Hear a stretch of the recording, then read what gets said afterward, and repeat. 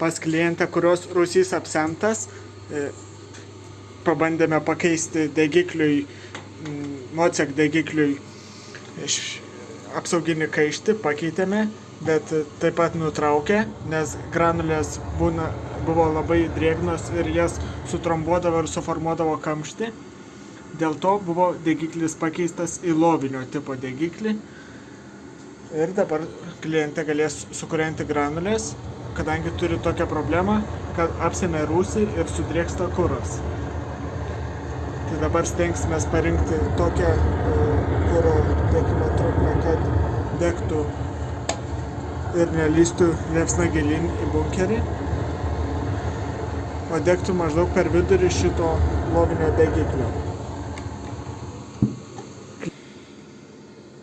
Štai galime matyti, dabar nesimato, bet anksčiau matėsi, kad tiekiamas kuras yra visiškai sutrintos granulės. Mes tas granulės supylėme, kurios buvo naudojamos prieš tai buvusiame degiklyje, kurios buvo suformavusios kamštį, bet kaip matome, su lovinio tipo degikliu dega ir drėgnesnės granulės kuo puikiausiai.